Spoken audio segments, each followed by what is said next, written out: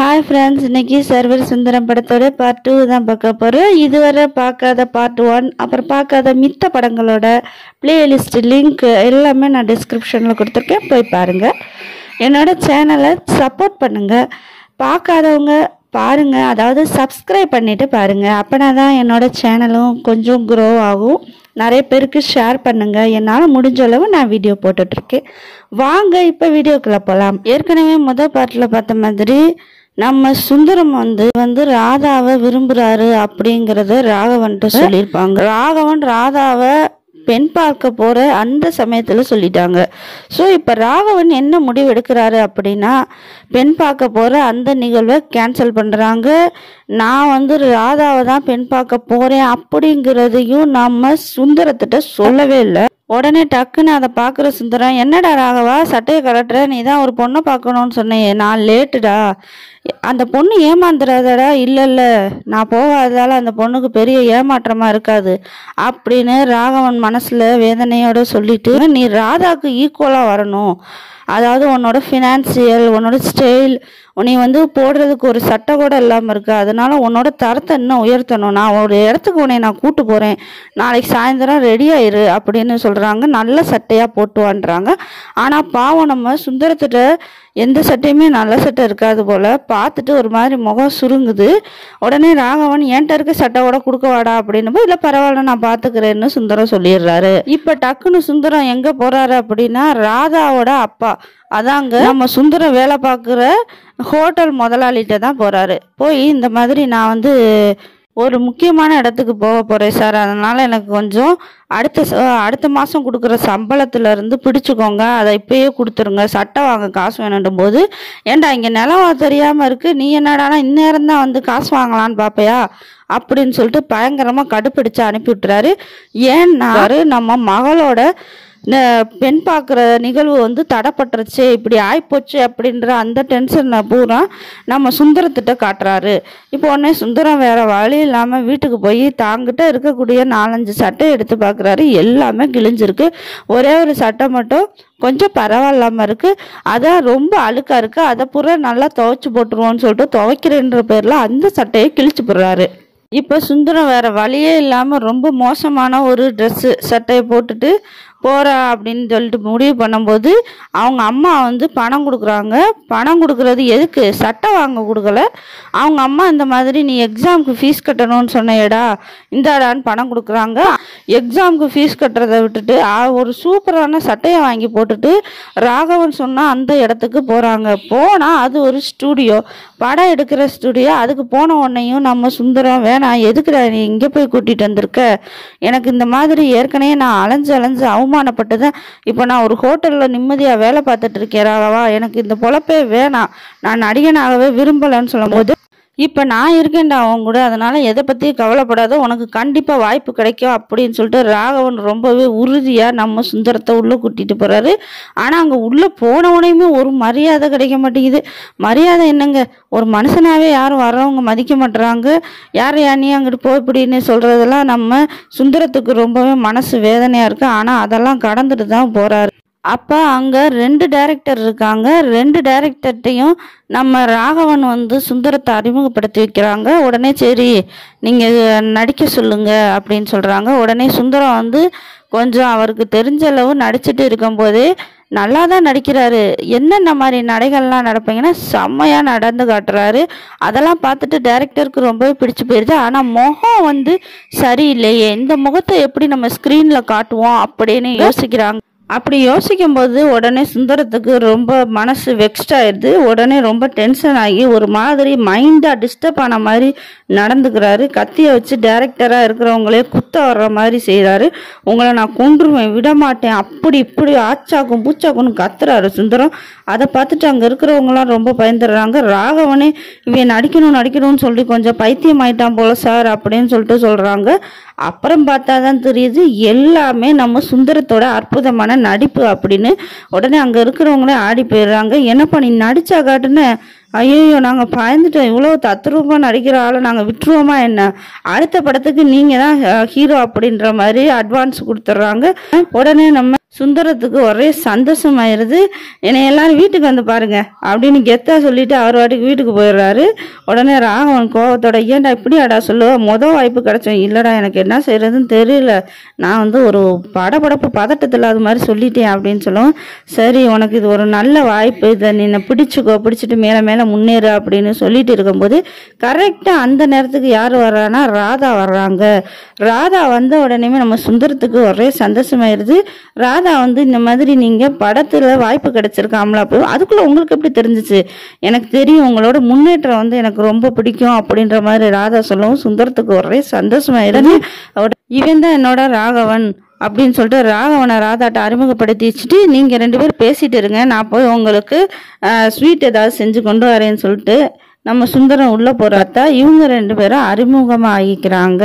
ராதா அவங்க யாரு அப்படிங்கிறத ராகவன்கிட்ட சொல்றாங்க, ராகவன் அவங்க யாருங்கிறத ராதாட்ட சொல்றாங்க. இப்ப 2 பேருக்கும் புரிய வந்துருச்சு, இவங்க 2 பேரும் தான் பெண் பார்க்கறதுக்கு போக வேண்டியவங்கன்னு. உடனே ராதாக்கு பயங்கரமா கோவம் வந்துருச்சு. நீங்க எதுக்கு பெண் பார்க்க வரல அப்படின்னு கேட்குறாங்க. நீங்க இப்படி சொல்றத கேட்டு நான் சிரிக்கிறதா அழுகிறதான்னு தெரியல, நீங்க தான் என்னோட ஃப்ரெண்டு சுந்தரத்தை லவ் பண்றீங்களே, அப்புறம் எப்படி நான் வந்து பார்க்க முடியும்டவும், என்ன நீங்க முட்டாள்தனமா பேசிட்டு இருக்கீங்க, நான் உங்களுக்காக காத்துட்டு இருந்தேன், நீங்க என்னைய பார்க்க வருவீங்க, நீங்க தான் என்னோட கணவருன்ற மாதிரி நினைச்சு கனவு கண்டுகிட்டு இருந்தேன், நீங்க என்னடானா என்னை பார்க்காம இருந்துட்டு இப்படி பேசுறீங்கன்னு சொல்லவும், சுந்தரம் தான் அது மாதிரி சொன்னாரு, நீங்க 2 பேரும் லவ் பண்றதா அப்படின்னு. நான் அவர்கிட்ட வெகுளித்தனமா பேசுறதையும் ஏதோ வெளிப்படையா பேசுறதையும் அவர் இப்படி தப்பா புரிஞ்சுப்பாருன்னு நான் நினைக்கிறேன். இதை உடனே கட் பண்ணணும், நான் இப்பயே போய் சுந்தரத்திட்ட நான் அவரை லவ் பண்ணல, யதார்த்தமா தான் பேசுறேன், புரிய வைக்கிறேன் அப்படின்னு சொல்லிட்டு ராதா சொல்றாங்க. சொன்ன உடனே ராகவன் தடுத்துடுறாங்க. வேணா ராதா, நீங்க இப்போ போய் சுந்தரத்திட்ட எதையும் சொல்லாதீங்க, நீங்க அவரை லவ் பண்றீங்கன்றதுனாலதான் அவரோட தன்மையை மாத்திக்கிட்டு வெறித்தனமா உங்களாளுக்கு ஈக்குவலா முன்னேறணுங்கிறதுக்காக அவர் வேலை பார்த்துட்டு இருக்காரு. நீங்க போய் இப்ப லவ் பண்ணலன்னு சொன்னீங்கன்னா அவர் மனசே உடைஞ்சிரும். நீங்க அவரை லவ் பண்றதா நினைச்சுக்கிட்டு இருக்கிறதுக்கு காரணம் ஒரு வகையில நானும் தான் அவரை ஏத்தி விட்டுட்டேன், நீங்க அவரை லவ் பண்றீங்க அப்படின்னு சொல்ல உடையுமே ராதா சரின்னு புரிஞ்சுக்கிட்டேன்னு, சரி நான் அவர்கிட்ட சொல்லலை, ஆனா உங்களுக்கு என்ன பிடிச்சிருக்கா அப்படின்னு சொல்லிட்டு கேட்குறாங்க ராதா. உடனே நம்ம ராகவன், எனக்கு உங்களை ரொம்ப பிடிச்சிருக்கு, அப்பனா நீங்க வீட்டுக்கு வாங்க அப்படி. எதுக்கு, பெண் பார்க்கறதுக்கு, அதான் நான் இப்பயே பார்த்துட்டேனே, அப்புறம் எதுக்கு வீட்டுக்கு வர அப்படின்னு சொல்லிட்டு ராகவன் சொல்றாங்க. இப்ப 2 பேரும் ரொம்ப சந்தோஷமா சிரிச்சுட்டு இருக்காங்க. இப்ப கரெக்டா நம்ம சுந்தரம் வர்றாங்க. சுந்தரம் வந்து ஸ்வீட் செஞ்சு கொடுக்குறாங்க. ஆனா இந்த இடத்துல வந்து ஒரு விஷயத்தை நம்ம நோட் பண்ணணும். என்னன்னா சுந்தரம் வந்து இன்னமும் ராதா நம்மளை லவ் பண்ணிட்டு இருக்காங்கன்னு நினைச்சிட்டு இருக்கிற இந்த சமயத்துல ராகவனும் ராதாவும் சுந்தரத்திட்ட இருந்து மறைக்கிறாங்க அவங்க 2 பேரும் லவ் பண்ற விஷயத்த. இது தெரிய வரும்போது சுந்தரம் எந்த மாதிரி மனநிலையில போவாருன்றது சத்தியமா தெரியலங்க. பாவமா இருக்கு நம்ம சுந்தரத்தை பார்க்கும்போது. இந்த இடத்துல ஹீரோன்னு நம்ம நினைச்சிட்டு இருந்த சுந்தரம் ஒரு கோமாளியா மாற்றப்படுறாருன்னு நான் நினைக்கிறேன். நீங்க இதை பத்தி என்ன நினைக்கிறீங்க கமெண்ட்ல சொல்லுங்க. அது மாதிரி ராதாவும் ராகவனும் உண்மையை மறைக்கிறது சரியா தப்பா அப்படிங்கிறதையும் கமெண்ட்ல சொல்லுங்க. கிளைமேக்ஸ் என்ன வரப்போகுதுன்னு தெரியல, ரொம்ப ஆர்வமா தான் இருக்கேன். இப்போ வாங்க திரும்ப கதைக்குள்ள போகலாம். இப்போ அந்த ஸ்வீட்டை சாப்பிட்டுட்டு ராதா கிளம்புறாங்க. கிளம்பும் போது மறுபடியும் பேகை வச்சுட்டு போயிடுறாங்க. உள்ள வந்து மறுபடியும் எடுக்கிறாங்க. உடனே சுந்தரம் வேகமா, பாத்தீங்களா இன்னமா இப்படி பண்ணிட்டு இருப்பாங்க, காதல் மலரும் போது தானே இது மாதிரிலாம் பண்ணணும், நமக்கு தான் காதல் முத்தி போயிடுச்சு, இன்னமும் இப்படி பண்ணிட்டு இருக்காங்க அப்படின்னு சொல்லிட்டு ராகவன்கிட்ட சொல்லிட்டு இருக்காங்க. ராகவனுக்கு என்ன செய்யறதுன்னே புரியல. இப்ப கட் பண்ணா ராதாவோட வீட்டை தான் கட்டுறாங்க. ராதா அவங்க அப்பாட்ட வந்து, ராகவனை நான் பார்த்தேன்ப்பா, அந்த மாதிரி அவர் எனக்கு ரொம்ப பிடிச்சிருக்கு அப்படின்றவும், அவன் தான் உன்னை பெண் பார்க்க வரேன்னு சொல்லிட்டு வரவே இல்லை, அவன் சரியான இவனா இருப்பான் போல, அவனை போய் பிடிச்சிருக்குன்னு சொல்றான். இல்லப்பா அவர் ரொம்ப நல்லவராக தான் இருக்காரு, ஏதோ சந்தர்ப்ப சூழ்நிலையை அவரை வரவிடாம தடுத்துருச்சு, அவர் எனக்கு ரொம்ப பிடிச்சிருக்குப்பா அப்படின்னு சொல்லவும், உடனே ராதாவோட அப்பாவும் விருப்பம் தான் என் விருப்பம், நீ அவரையே கல்யாணம் பண்ணிக்கணும் சம்மதம் தெரிவிச்சிடுறாரு. இப்போ கட் பண்ணால் நம்ம சுந்தரத்தை தான் கட்டுறாங்க. சுந்தரம் வந்து நடிக்கிறதுக்காக ஒரு காமெடியாக ஆக்டர் ரோல் கொடுத்துருக்காங்க. அதுக்கு நடிக்கிறதுக்காக ஷூட்டிங் ஸ்பாட்டுக்கு போன உடனேயுமே அங்கே ஹீரோயினியாக சுந்தரத்துக்கு ஜோடியாக நடிக்கிற பொண்ணுக்கு தமிழ் கூட தெரியலை. இன்னும் சொல்லப்போனால் நம்ம சுந்தரத்தை யாருமே மேக்கப் ஆர்டிஸ்ட் கூட மதிக்க மாட்டுறாங்க. ரொம்பவே சுந்தரம் ரொம்ப கஷ்டப்படுறாரு. அந்த டைரக்டர் கூட மதிக்க மாட்டுறாரு. சுந்தரத்துக்கு தண்ணி வேணும்னு கேட்டால் கூட யாருமே கொடுக்க மாட்டுறாங்க. ஆனால் சரி நம்ம நடிப்பு தான் முக்கியம் அப்படின்னு சொல்லிட்டு சுந்தரம் வந்து அந்த படத்துக்காக தன்னோட ஃபுல் எஃபர்ட்டை கொடுக்குறாரு. இப்போ படமும் ரிலீஸ் ஆயிடுச்சு. பேப்பர்லலாம் விமர்சனம் போட்டிருக்காங்க. அடே அப்போ புது நடிகர் சுந்தரம் வந்து செம்மையாக நடிச்சிருக்காரு, அவர் நடிப்பினால தான் இந்த படமே தூக்கி நிறுத்தப்பட்டிருக்கு அப்படின்னு செம்மையாக பாசிட்டிவாக நியூஸ் பேப்பர்லலாம் வந்திருக்கு.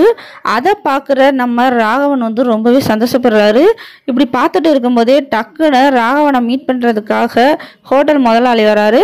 வந்து இந்த மாதிரி நீ என்னப்பா ஒன்றுமே பதில் சொல்ல மாட்டேற, என் மக ராதாவை நீங்களும் லவ் பண்ணுறீங்க, கல்யாணத்துக்கு ஏற்பாடு எதுவும் பண்ணவா என்னன்னு கேட்கும்போது, இல்லை சார் நீங்கள் இந்த ஏற்பாடு பண்ணாதீங்க, நான் வந்து ஒரு குறிக்கோளோட இருக்கேன், அந்த லட்சியம் நிறைவேறினதுக்கப்புறம் நானே சொல்கிறேன், கண்டிப்பாக உங்கள் மகளை தான் நான் கல்யாணம் பண்ணிக்க போகிறேன், ஆனால் இப்போதைக்கு என்னால் எதுவும் பண்ண முடியாது அப்படின்னு சொல்லிட்டு நம்ம சுந்தரத்தை மைண்டில் வச்சுட்டு தான் பேசுகிறாரு ராகவன். உடனே இப்படி பேசிகிட்டு இருக்கும்போது டக்குன்னு சுந்தரம் என்ட்ரி ஆகிடுறாரு. என்ட்ரி ஆகி, ராகவா நியூஸ் பேப்பர்லாம் பார்த்தியா, நான் நடித்த ஒரு படத்துலையே எனக்கு பயங்கரமான வரவேற்பு கிடச்சிருக்குன்னு சொல்லிட்டு இருக்கும்போது இங்கே ஹோட்டல் முதலாளி உட்காந்துருக்கிறத பார்த்துட்டு சுந்தரம் வந்து வணக்கம் சொல்லிட்டு இந்த மாதிரி நல்லா இருக்கீங்களா என்னான்னு பேசிகிட்டு இருக்கும்போது, நீங்கள் உங்களுக்கு எப்படி ராகவனை தெரியும் அப்படின்னு கேட்கும்போது ஹோட்டல் முதலாளி சொல்ல வரும்போது ராகவன் தடுத்துடுறாரு. ஏன்னா ஹோட்டல் முதலாளி இந்த மாதிரி ராகவனுக்கும் என் மக ராதாவுக்கும் தான் கல்யாணம் அப்படின்றது சொல்ல வர்றதுக்கு முன்னாடி தடுத்துடுறாரு. தடுத்துட்டு நான் பேசிக்கிறேன் அப்படின்னு சொல்லிட்டு ஹோட்டல் முதலாளியை அனுப்பி வச்சிடுறாரு. இப்போ வந்து நம்ம சுந்தரம் வந்து ஃப்ரெண்டுகிட்ட என்னடா ராகவா எதுவுமே சொல்ல மாட்டேன் என்னன்னு கேட்கும்போது, அது ஒன்றும் இல்லடா, நீ எதுக்கு வந்தேன்னு சொல்லு அப்படின்னு சொல்லும்போது, ஒன்றும் இல்லை, நான் ராதாவை லவ் பண்ணுறேன் இல்லையா, அதை நான் இன்னும் வெளிப்படையாக ராதாட்ட சொல்லவே இல்லை, முதல்ல ராதாவும் உன்ட்ட எதுவுமே வெளிப்படையாக சொல்லலாம், அதனால நீ கொஞ்சம் யோசிச்சுக்கோ அப்படின்ற மாதிரி ராகவன் சொல்லும் போது சுந்தரம் வந்து வலுக்கட்டாயமா இருக்காரு அவரோட முடிவுல. இன்னும் சொல்ல போனா அவரோட பர்சிலோட ராதாவோட போட்டோவை தான் வச்சு சுத்திட்டு இருக்காரு. ராதாவை அவ்வளோ அந்த அளவுக்கு நேசிக்கிறாரு. மனமுருகி இந்த மாதிரி நான் ராதாவை அவ்வளோ விரும்புறேன், எனக்கு ராதா கிடைக்கலன்னா நான் இறந்துருவேன் அப்படின்ற மாதிரி ராகவன்கிட்ட சுந்தரம் பேசிட்டு இருக்காரு. இதை கேட்குற ராகவன் ரொம்பவே மனசு வருத்தப்படுறாரு. இப்போ கட் பண்ணால் மறுநாள் ஆகுது. மறுநாள் அதே மாதிரி ஷூட்டிங் ஸ்பாட்டுக்கு நம்ம சுந்தரம் போகிறாரு. சுந்தரத்துக்கு பயங்கரமான வரவேற்பு கிடைக்கிது. ஏன்னா ஃபஸ்ட்டு படமே செம்மையாக நடிச்சிருக்காருல இல்லையா, அதனால அடுத்து வில்லன் ரோல் கொடுக்குறாங்க, அடுத்து காமெடி ரோல், இது மாதிரி அடுத்தடுத்து ஒரு ரோல் கிடைக்கிது. ஹீரோவாகவும் நடிக்க ஆரம்பிச்சிட்டாரு. இப்போ சுந்தரம் ஹீரோவாக நடிக்கிற ரோலையும் ரொம்பவே பக்காவாக நடிச்சிட்டு இருக்காரு. இப்போ ஒரு முன்னாடி நடிகர்களில் ஒரு ஆளாக நம்ம சுந்தரம் வந்துட்டாரு. அது மட்டும் இல்லாமல் வீடு, காரு, பங்களா, எஸ்டேட்டு நிறைய வாங்கி போட்டாரு. சுந்தரம் பெரிய கோடீஸ்வரராகவே ஆயிட்டாரு. இப்போ சுந்தரம் வந்து அவங்க அம்மாவை பார்க்குறாங்க. அம்மாவை பார்த்து, அம்மா இந்த மாதிரி வசதி வாய்ப்புலாம் எனக்கு வந்துருச்சு, உங்களுக்கு என்ன வேணுமோ கேளுங்கம்மா அப்படின்னு கேட்கும்போது அவங்க அம்மா சொல்கிறாங்க, நீ இந்த மாதிரி வசதி வாய்ப்போட இருக்கிறது எனக்கு சந்தோஷம்தான்ப்பா, ஆனால் நீ வசதி வாய்ப்பு எல்லாம் வர வர நீ என்னை விட்டு விலகுறியோன்னு எனக்கு தோணுது, என்னை விட்டு நீ பிரிஞ்சு போய்கிட்டே இருக்க அப்படின்னு சொல்லவும் சுந்தரம் வந்து, ஏமா அப்படி சொல்கிறீங்க, நான் எப்பயுமே உங்களை மறக்க மாட்டேம்மா, நீ என்னதான் என்னைய மறந்தாலும் இங்கே பாரு நீ எப்பயுமே என் கூடவே தான் இருக்க அப்படின்னு சொல்லிட்டு அவங்க அம்மா ஒரு டாலரை காட்டுறாங்க. அவங்க அம்மா கழுத்தில் போட்டிருக்க செயினில் உள்ள டாலரில் சுந்தரத்தோட ஃபோட்டோ தான் இருக்குது. நீ எப்பயும் என் கைக்குள்ளே தான்டா இருப்ப, உன்னை நான் விட மாட்டேன், ஆனால் எனக்கு ஒரே ஒரு ஆசை, நான் சாகும்போது உன்னோட மடியில் சாகணும்னு எனக்கு ஆசைடா அப்படின்னு சொல்லவும் சுந்தரத்துக்கே ஒரு மாதிரி ஆயிடுது. ஏம்மா அப்படிலாம் பேசிட்டு இருக்கீங்க, நான் எவ்வளோதான் உயரத்துக்கு போனாலும் உங்கள் மகன்தாம்மா நான் அப்படின்னு சொல்லிட்டு உங்கள் கையால் சாப்பாடு விட்டு விடுங்கம்மா அப்படின்னு சொல்லிட்டு சாப்பிட்டு ரொம்பவே அன்பை பரிமாறிக்கிறாங்க.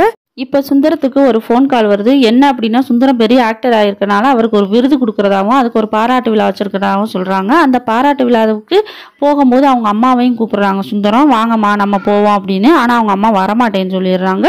அதனால் சுந்தரம் மட்டும் தனியாக அந்த பாராட்டு விழாவுக்கு போகிறாங்க. போகும்போது அவங்க அம்மாவுக்கு மனசு உறுத்துது, நம்ம மகனை பாராட்டுறதை நம்ம பார்க்கணும் அப்படின்னு சொல்லிட்டு. அதனால சுந்தரம் போனதுக்கப்புறமும் அவங்க தனியாக போய் சுந்தரத்தை மக்களோட மக்களாக போய் பார்க்குறாங்க. அப்போ சுந்தரத்தை எல்லாரும் பாராட்டுறது, மாலை போடுறது எல்லாத்தையும் பார்த்துட்டு ரொம்பவே அவங்க அம்மா பெருமையாக நினைக்கிறாங்க. இப்போ வீட்டுக்கு வந்துடுறாங்க. வீட்டுக்கு வந்தோடனே அவங்க அம்மாட்ட சுந்தரம் வந்து, என்னம்மா நீங்கள் வராமல் போயிட்டீங்களே, என்னை எல்லாரும் எப்படி பாராட்டினாங்க தெரியுமா, நானும் தாண்டா வந்தேன், அங்கே மக்களோட மக்களாக அவனை பார்த்தேன்டா அப்படின்னும், ஏம்மா இப்படி பண்ணுறீங்க, என் கூட வந்திருந்தா எவ்வளோ மரியாதை கிடச்சிருக்கும் தெரியுமா, எனக்கு மரியாதைலாம் ஒன்றும் வேணாண்டா, எனக்கு இந்த பேர் புகழ்லாம் வேணாம், நீ எப்பயுமே என் கூட இருக்கணும் அப்படின்னு சொல்லிக்கிட்டு இருக்கும்போது டக்குன்னு சொல்லிட்டு ஒரு நாடகத்துக்கு அப்பாயின்மெண்ட் இருக்குது, அதுக்காக நடிக்கிறதுக்கு போகணும் அப்படின்னு சொல்கிறாங்க. என்னடா சொல்கிற, போயிட்டு எப்படா வருவ, 20ஆம் தேதி வரேம்மா. என்னடா 20ஆம் தேதி என்ன நாள்னு தெரியுமா, எனக்கு தெரியுமா, அப்பாவோட திவச நாள், நான் கண்டிப்பாக 20ஆம் தேதி இங்கே இருப்பேன் அப்படின்னு சொல்லிட்டு சுந்தரம் டக்குன்னு அந்த நாடகத்துக்காக போகிறாங்க. அந்த நாடகம் உண்மையிலேயே நல்ல ஒரு விழிப்புணர்வு நாடகமாக இருக்குது. அதாவது சுந்தரத்தோட கேரக்டர் வந்து 12 குழந்தைகளுக்கு அப்பா, 12 குழந்தைங்க பெற்றுக்கிறதுனால எவ்வளோ பிரச்சனை வருது, குடும்ப கட்டுப்பாடு பண்ணுறதுனால நன்மை என்ன அப்படின்ற ஒரு நாடகம் நடக்குது. இங்கே வந்து வீட்டில் அவங்க அம்மா வந்து அவங்க அப்பாவோட திவசத்துக்காக பயங்கரையாக ஏற்பாடெலாம் பண்ணி வச்சுருக்காங்க. சுந்தரம் வரவே இல்லை. அவங்க அம்மா ரொம்ப மனசுடைஞ்சு போயிடுறாங்க. சுந்தரம் ஏன் 20ஆம் தேதி வரேன்னு சொன்னியா, இன்னும் வரல அப்படின்னு. அப்புறம் மறுநாள் 21ஆம் தேதி சுந்தரம் வராரு. வந்த உடனேயும் அவங்க அம்மா சோகமாக இருக்கிறத பார்த்துட்டு, ஏம்மா சோகமாக இருக்கீங்க, என்னடா மறந்துட்டியா, நேற்றே நீ வர்றேன்னு சொன்னேல, அப்பாவோட திவசம் தானே நேற்று, ஐயோ அம்மா மறந்துட்டேம்மா, இப்போ நீங்கள் என்ன தண்டனை கொடுத்தாலும் சொல்லுங்கம்மா நான் ஏற்றுக்கிறேன் அப்படின்னு சொல்லவும், உனக்கு நான் என்னடா தண்டனை கொடுக்க போகிறேன், போய் தொலைடா, எனக்கு ஒரே ஒரு ஆசை தான்டா, நான் சாகும்போது உன் மடியில் சாகணும்னு நினைக்கிறேன்டா, அப்போயாச்சும் நீ இருப்பியா இல்லையாடா அப்படின்னு சொல்லிட்டு அவங்க அம்மா ரொம்பவே கடுமையாக பேசுகிறாங்க. அதை கேட்டு சுந்தரத்துக்கே ஒரு மாதிரி ஆயிடுது. அம்மா என்னம்மா இப்படிலாம் சொல்கிறீங்க, நான் கண்டிப்பாக உங்களோட மகேந்தாம்மா அப்படின்னு 2 பேரும் கட்டி பிடிச்சி அழுதுட்டு இருக்காங்க. இப்போ தான் நம்ம சுந்தரத்தை பேட்டி எடுக்கிறதுக்காக ஒரு ரிப்போர்ட்டர் வராங்க. அவங்க வந்து சில கேள்விகள்லாம் கேட்குறாங்க. இந்த மாதிரி நீங்கள் என்ன படிச்சிருக்கீங்க அப்படின்னு கேட்கவும், அதை மட்டும் கேட்காதீங்க, சரி உங்களுக்கு வர பிரச்சனையெல்லாம் நீங்கள் எப்படி சால்வ் பண்ணுறீங்க அப்படின்னு கேட்கவும், எனக்கு வர பிரச்சனையெல்லாம் நான் ஒரு கல் மாதிரி பார்ப்பேன், ஒரு சின்ன கல்லை கண்ணுக்கிட்ட வச்சோம்னா அது பெருசாக தான் தெரியும், அதை தூரத்தில் வச்சோம் அப்படின்னா அது சின்னதாக தெரியும், அதுவே நம்ம கீழே போட்டோம்னா நம்ம அதை கடந்து போய்கிட்டே இருக்கலாம், அது மாதிரி தான் ப்ராப்ளமும், நம்ம எதுவுமே கண்டுக்கக்கூடாது, அதுவாக சால்வ் ஆயிரும். சரி நீங்கள் நடிகன் ஆகிறதுக்கு முன்னாடி என்னவா இருந்தீங்க, நான் வந்து ஒரு சர்வராக இருந்தேன், இந்த பாருங்க அந்த சர்வர் ட்ரெஸ்ஸை கூட இன்னும் நான் கொடியில் போட்டு தான் வச்சுருக்கேன், ஏன்னா எனக்குள்ள ஒரு மமதை வருது, எனக்குள்ள ஒரு ஆணவம் வருது, நான் பெரிய நடிகர்னு நினைக்கும் போது பூரா அந்த ட்ரெஸ்ஸை பார்ப்பேன், அந்த ட்ரெஸ்ஸு வந்து என்னிலேருந்து தாண்டா நீ வந்த அப்படின்னு சொல்லுவோம், உடனே எனக்குள்ள உள்ள ஆணவம் குறையும் அப்படின்னு சுந்தரம் பேட்டி கொடுக்குறாரு. அது மட்டும் இல்லாமல் இப்போ தான் ஃபைனலாக ஒரு கேள்வி கேட்குறாங்க அந்த அம்மா, உங்களுக்கு கல்யாணம் ஆயிடுச்சா அப்படின்னு கேட்குறாங்க. உடனே சுந்தரம் வந்து இல்லை எனக்கு இன்னும் கல்யாணம் ஆகலை, ஆனால் நான் ஒரு பொண்ணை லவ் பண்ணிட்டு இருக்கேன், அந்த பொண்ணை தான் கல்யாணம் பண்ண போகிறேன், ஆக்சுவலாக எங்களுக்கு வந்து லவ் மேரேஜ் தான் அப்படின்னு சொல்கிறாங்க. இதெல்லாம் இப்போ ராதாவோட வீட்டில் ராகவன் இருந்துக்கிட்டும் டேப் ரிகார்டில் கேட்டுட்டு இருக்காங்க. கேட்ட உடனே ராதாவுக்கு ஒரு மாதிரி ஆயிடுது. ராகவன்ட்ட போய் இந்த மாதிரி நான் சொன்னேன் இல்லையா உண்மையை சொல்லுங்கன்னு, இப்போ பாருங்க பேட்டி எடுக்கிற அளவுக்கு வந்துட்டாங்க உங்கள் ஃப்ரெண்டு, இப்போயாவது உண்மையை சொல்லுங்க அப்படின்னு சொல்லும்போது, நீ என்னம்மா ராதாவை தான் லவ் பண்ணுறேன்னு நான் சொன்னியா சுந்தரம், அவன் லவ் பண்ணுறேன்னு தானே சொன்னியா, இப்போ வந்து பெரிய ஸ்டார் ஆகிட்டியான், அதனால் வேறு யாரையாவது கூட லவ் பண்ணியிருக்கலாம் அப்படின்னு சொல்லிட்டு ஃபோன் அடித்து கேட்கும்போது சுந்தரம் வந்து என்னடா சொல்லிட்டு இருக்க, நான் ராதாவை தான் லவ் பண்ணுறேன்னு உனக்கு தெரியாதா அப்படின்னு சொல்லிடுறியா. அவ்வளோ ராதாவுக்கு ஒரு மாதிரி ஆயிடுது.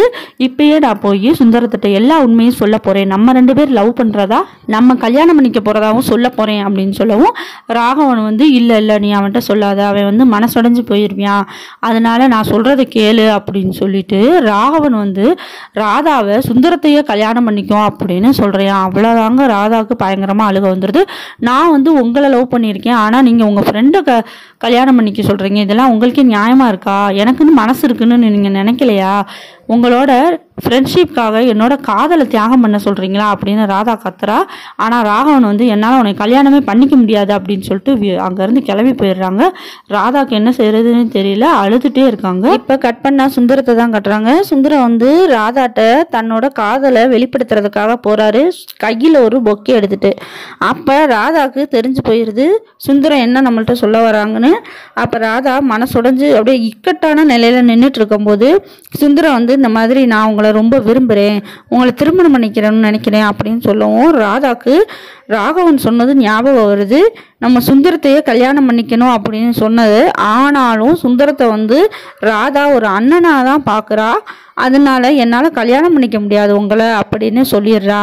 அவ்வளோதான். சுந்தரத்துக்கு அப்படியே ஒரு மாதிரி ஆயிடுது. என்ன ராதா நீங்கள் என்கிட்ட நல்லா தானே சிரித்து பேசுனீங்க, நீ ஒரு தரம் கூட லவ் பண்ண மாதிரி உங்களுக்கு தோணலையா அப்படின்னு கேட்கும்போது, நான் உங்கள்கிட்ட சிரித்து பேசினதுனா தங்கச்சியாக தான் அப்படின்னு சொல்லவும், எனக்கு தான் கூட பிறந்தவங்க யாருமே இல்லையே, அதனால தான் தங்கச்சி பேசம்னா என்னான்னு தெரியாமல் போச்சு, நீங்கள் என்கிட்ட தங்கச்சியாக பழகுனதை நான் தான் தப்பாக நினச்சிக்கிட்டேன், இப்படி நீங்கள் சொல்லுவீங்கன்னு நான் நினச்சி கூட பார்க்கல. இந்த பாருங்க, உங்களுக்கு நான் ஆசையாக பொக்கேலாம் கொண்டு வந்தேன்.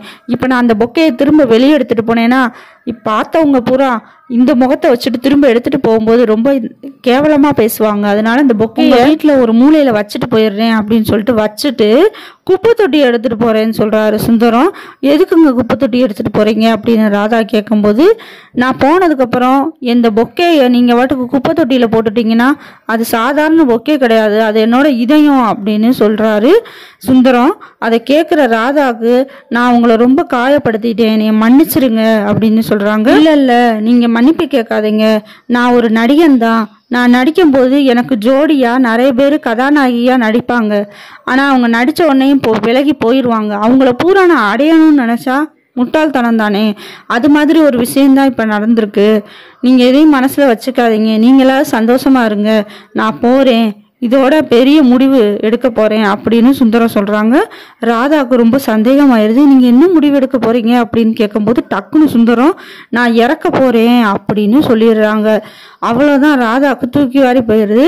அட கடவுளே, சுந்தரம் என்ன இவ்வளோ பெரிய முடிவு எடுத்துட்டாரு, நம்ம அவரை விரும்பலை அப்படிங்கிறதுக்காக தற்கொலை பண்ணிக்க போகிறாரா அப்படின்னு சொல்லிட்டு ராதா குழம்பி போய் நிற்கிறாங்க. இதோட இந்த பாட்டை முடிச்சுக்கலாம். அடுத்து என்ன நடக்க போகுது அப்படிங்கிறத தெரிஞ்சுக்கிறணும்னா நம்ம தமிழச்சி யூடியூப் சேனல் சப்ஸ்கிரைப் பண்ணி வச்சுக்கோங்க.